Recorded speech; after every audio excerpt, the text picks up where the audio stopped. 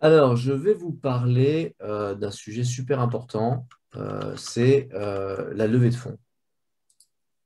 C'est un sujet très important parce que on a souvent des entrepreneurs qui viennent nous parler de ça. Mais la levée de fonds dont je voudrais vous parler, c'est celle qui est compatible avec nos convictions sur ce qui est bon pour l'entrepreneur. En effet, on est tous d'accord que l'investisseur n'est pas l'ami de l'entrepreneur. De l'entrepreneur, oui, il y a une petite coquille. L'investisseur, en fait, il a des intérêts qui sont probablement différents de ceux de l'entrepreneur. Alors, euh, je vous rappelle que pour nous, l'entrepreneur, c'est quelqu'un qui a deux besoins: contrôler sa destinée. C'est un besoin qu'il partage avec les indépendants. L'indépendant, il veut avoir sa boutique et puis qu'on ne vienne pas l'embêter. Et il veut poursuivre des aventures, il veut faire avoir des résultats dans des réussites, des challenges. Et ça, il partage d'ailleurs ce besoin avec les dirigeants. Mais le dirigeant n'a pas envie de contrôler sa destinée, il veut appartenir à un ensemble. Et à l'inverse, d'ailleurs, l'indépendant qui veut contrôler sa destinée, il n'a pas cette envie de changer le monde. Alors, quand on regarde ces deux besoins et qu'on compare avec les contraintes que met en place l'investissement equity, l'investissement equity, hein, je vous rappelle, c'est tout ce qui est fonds propres. C'est les investisseurs qui viennent mettre de l'argent pour avoir un bout de votre entreprise. Et ce type d'investissement pose des vraies questions, d'abord sur la question du contrôle de la destinée. À partir du moment où vous avez un investisseur à bord, eh ben, il va vous expliquer qu'il faut suivre le business plan. Le business plan n'est plus un élément indicateur, il est une Bible sur laquelle on s'est mis d'accord. Ensuite, l'investisseur, il va mettre beaucoup d'argent, donc il va vous demander à avoir un accès à la gouvernance. Il va vous dire, oui, je suis d'accord que tu es un super bon, mais quand même, il faut qu'on soit d'accord que si jamais tu fais des investissements qui ne sont pas prévus dans le business plan, alors on en parle et puis nous, on a la possibilité de dire non. Donc, il y a là un problème de contrôle de la destinée. Et puis, il y a un point plus important, c'est que l'investisseur, il met de l'argent pour sortir. Donc, du coup, dès le départ, on a prévu que la boîte allait être vendue et à un délai qui est en général bien compris, qui est entre 3 et 5 ans. Donc, il y a une session programmée qui est prévue. Et ça, c'est typiquement une perte de contrôle. Hein, et c'est même en général écrit de telle façon que l'entrepreneur ne puisse pas s'y opposer parce que c'est déjà arrivé dans le passé qu'un entrepreneur veuille s'y opposer. Et donc, en prévision, on va se prémunir, on va expliquer qu'au moment où on aura décidé de vendre, on nommera une banque d'affaires et que la banque d'affaires d'ailleurs sera choisie par l'investisseur et qu'on n'aura pas le droit de dire non si jamais il y a un bon prix et que le bon prix est défini par la majorité de ceux qui détiennent le capital. Donc, vous avez une perte de contrôle de la destinée au moment où vous avez un investisseur equity. Ça, c'est à peu près admis. Ce qui est plus compliqué à admettre, c'est que même sur l'axe de la réussite, sur l'axe de la performance, on a une perte de capacité. Alors, on a tendance à dire, bah ouais, mais attends, Jean-Christophe, il va mettre de l'argent sur la table, donc ça va être beaucoup mieux. Sauf que il y a plusieurs éléments qui vont considérablement réduire cet intérêt. Le premier, c'est qu'en fait, on va faire une forme de marketing financier. Pour réussir à attirer les fonds, eh ben, il faut leur parler de choses qui les intéressent, peut-être plus que de choses qui intéressent le marché. Et les fonds, ils se positionnent souvent les uns par rapport aux autres. Donc finalement, on est dans un moment où ça m'intéresse de faire quelque chose dans la vidéo parce que je vois qu'il y a mes camarades qui font des choses dans la vidéo et que si je fais rien dans la vidéo et que la vidéo, ça marche à la fin, mes investisseurs vont me reprocher d'avoir rien fait dans la vidéo. Donc, ce besoin qu'a l'investisseur, devient un besoin pour vous puisque vous faites du marketing financier et que vous vous adaptez à votre client qui est devenu le fonds. Ensuite, il y a un autre point qui est très très grave, c'est que l'investisseur, il est dans une logique du tout ou rien. C'est-à-dire qu'en fait, il veut un dossier qui soit fonctionne très bien, soit s'arrête très vite. Il y a une notion qui est la notion du zombie, qui est le cauchemar de l'entrepreneur. Et alors vous dites, bon, ouais, c'est vrai qu'un mort-vivant, ce n'est pas super top. Sauf que ce qu'est un mort-vivant pour un investisseur, c'est une entreprise qui gagne suffisamment d'argent pour ne pas avoir besoin qu'on réinjecte des fonds, mais qui n'est pas suffisamment intéressante pour être vendable très cher. Ça s'appelle une entreprise normale. Pour un entrepreneur, c'est déjà cool. Pour un investisseur, c'est un cauchemar. Donc, vous avez déjà un vrai conflit d'intérêts sur cet aspect-là. Et donc, la logique du tout ou rien, c'est vraiment, moi, mon portefeuille, j'aime bien des boîtes qui font des très gros paris et puis ça marche. Et l'entrepreneur, on est en train de lui dire, écoute, tu vas miser 5 ans de ta vie et avec un truc qui marche ou qui ne marche pas, qui est go no go. Et cette logique-là, d'ailleurs, est un gros problème aussi parce que c'est une approche qui est contraire à l'approche effectuelle qui guide l'entrepreneur. L'entrepreneur, lui, il voit où il veut aller, mais il ne sait pas comment il va y aller. Il va déjà faire un premier pas et il verra le pas d'après au fur et à mesure, tout en gardant toujours en tête l'endroit où il veut aller.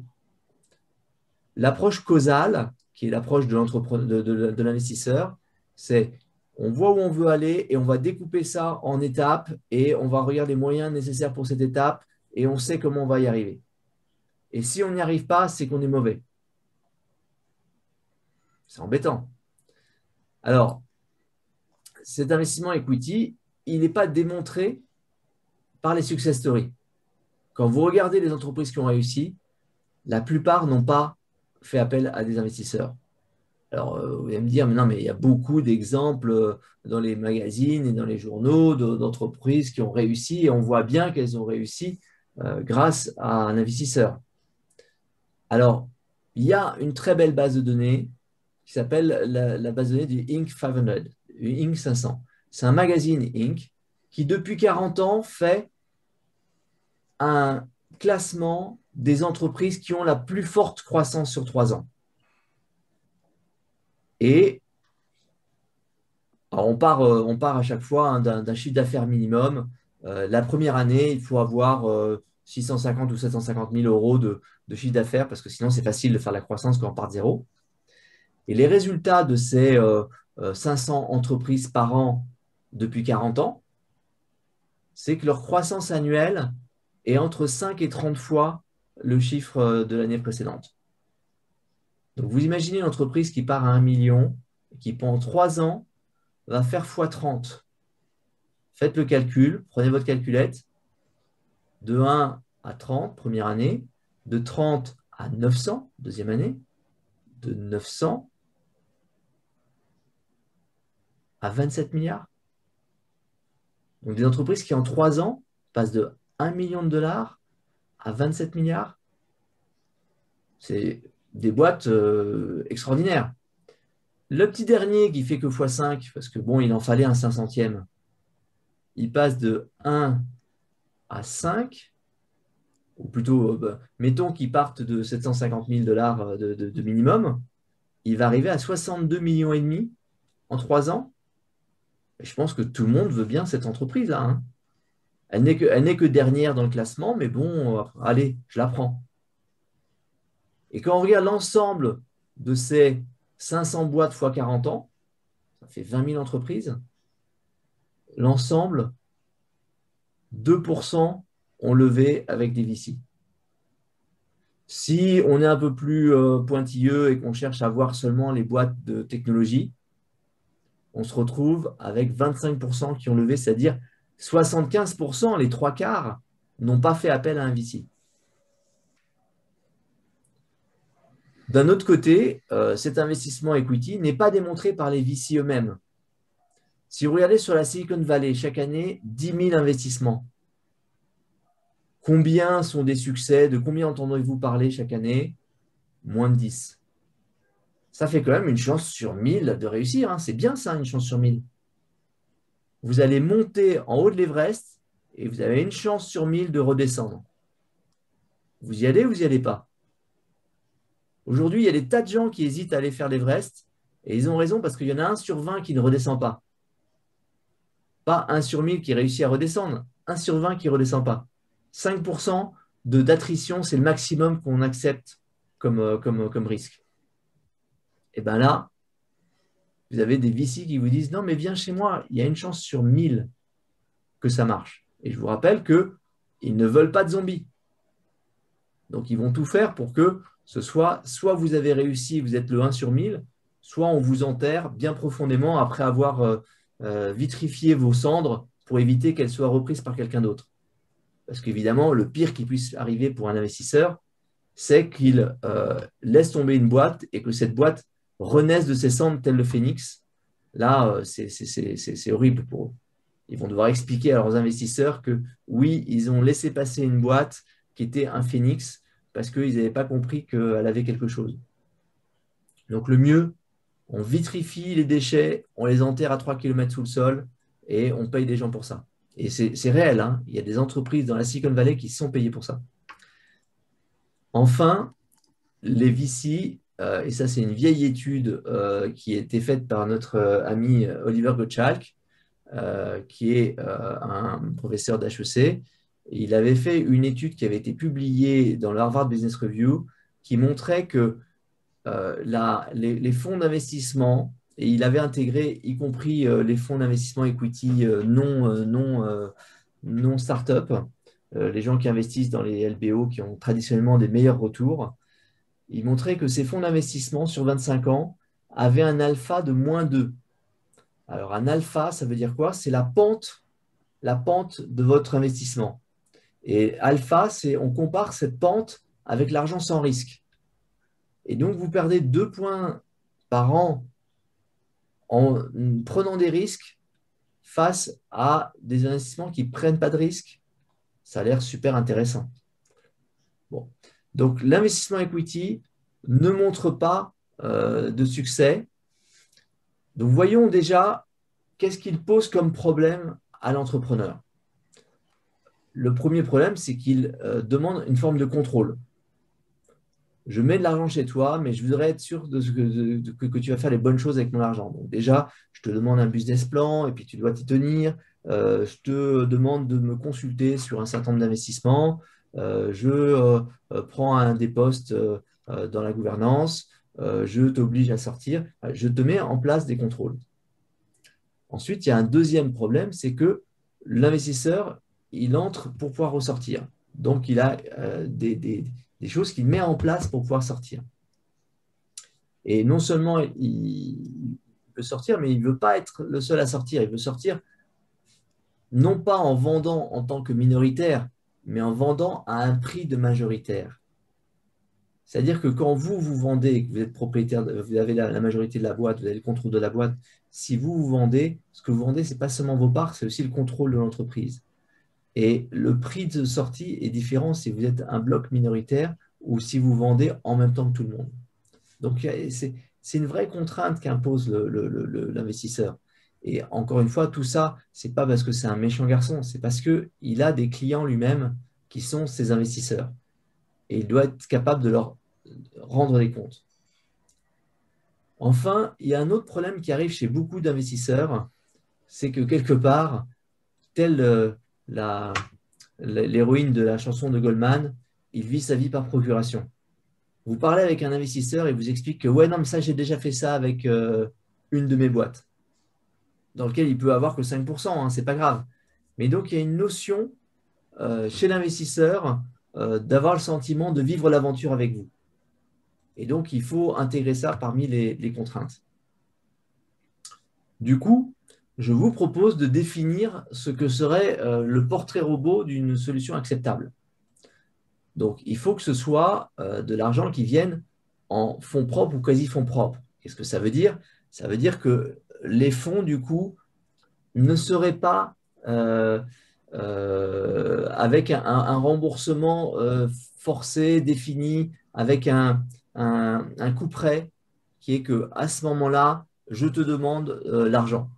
Soit parce que je te l'ai prêté, soit parce qu'on s'est engagé à vendre l'entreprise ensemble.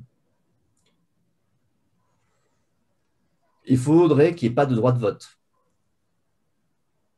Et la rémunération, eh ben, il faut qu'elle soit juste, c'est-à-dire à hauteur des risques qui sont pris, dans la limite des capacités de l'entreprise. Et enfin, il faut réussir à obtenir un alignement d'intérêts. Alors, dans quel cas est-ce que l'entrepreneur arrive à nous convaincre qu'il a absolument besoin de faire rentrer quelqu'un au capital? Alors, il a le cas classique de j'ai un copain entrepreneur et qui veut absolument participer et je pense qu'il le prendrait mal si je lui disais non. Ou dans le cas où on travaille avec toute une communauté et qu'il faut réussir à l'engager, à avoir cette communauté qui nous suit. Dans le cas où on a des actifs qu'on doit acheter et revendre et que ça, c'est pas mobilisable d'une autre manière. Mais il y a aussi l'opportunité. On m'a proposé énormément d'argent, pas cher, donc ce serait idiot de pas sauter dessus. Bon, ce sont des bonnes raisons. Il y a une raison que je n'ai pas mis dedans. C'est une histoire qu'on raconte souvent, c'est celle où vous allez en soirée et vous avez un copain bourré. Alors vous n'êtes pas beaucoup mieux, hein. Mais le copain, c'est un mec qui fait 120 kilos. Et il a décidé de sauter dans la piscine où il n'y a pas d'eau. Et vous allez péniblement essayer de le convaincre que non, non, mais Jeff, fais pas ça, c'est pas une bonne idée. Vous êtes aussi bourré que lui, donc vous n'avez pas forcément une bonne capacité à, à négocier. Et puis lui, sa capacité de discernement, comme vous le savez, est un peu abîmée par l'alcool. Et vous allez essayer de lui parler, mais non, mais tu sais, la piscine, l'eau, tu vas pas aimer, elle est trop froide. Il n'y a pas d'eau. Qu'est-ce que vous faites en même temps? Bah, vous essayez de remplir la piscine le plus vite possible, de jeter des objets gonflables dedans, enfin de tout faire pour qu'il ne s'abîme pas en sautant, parce que vous savez qu'il risque à tout le monde de le faire et que vous ne pourrez pas l'empêcher. Donc dans tous ces cas, on a été obligé de réfléchir à des solutions. Et à quoi ressemble une solution type Melsion? Donc, ça ressemble à un document qu'on peut envoyer tout simplement à l'investisseur. Donc, c'est pas on attend que l'investisseur nous dise ce qu'il veut faire, c'est on lui dit tiens, voilà les conditions dans lesquelles on serait prêt à faire. Et donc, la term sheet qu'on envoie, elle a un montant et elle a une rémunération. Et la rémunération, on va parler d'un financement structuré. C'est-à-dire que dans un financement, on peut avoir une rémunération fixe. Tu m'as proposé 1 million et je te propose 10% par an de ce million. Ou on peut avoir quelque chose qui est complètement variable, c'est pour ces 1 million, je te donne X% du capital et puis on verra ce que ça donne. Les financements structurés, c'est un mélange. Et donc le mélange, c'est que la rémunération va être une fraction des résultats. Tu me donnes 1 million et je vais te donner un pourcentage de mes résultats chaque année. Et ça va être limité à 3 fois ce que tu as mis. Donc jusqu'à ce que je t'ai livré 3 millions, je te donne une part de mes résultats. Et cette part, d'ailleurs, peut varier entre le moment où je te rembourse ce que tu as investi, le moment où je te permets de faire 2 fois ce que tu as investi, et le moment où je te permets de faire 3 fois ce que tu as investi. Par exemple, je te donne 75% de ce que je gagne au-delà du minimum dont j'ai besoin pour les investissements. Et puis, quand je t'aurai remboursé 1 million, eh ben, ça passera à 50%. Et quand j'aurai remboursé un nouveau million, ça passera à 25%. Et puis, quand on aura fait 3 millions, eh ben, cette partie-là s'arrêtera. Et dans la rémunération, on a prévu ce qu'on appelle la clause Microsoft. Euh, euh, Bill Gates avaient des parents assez fortunés et un de leurs copains lui avait prêté 50 000 dollars pour lancer Microsoft.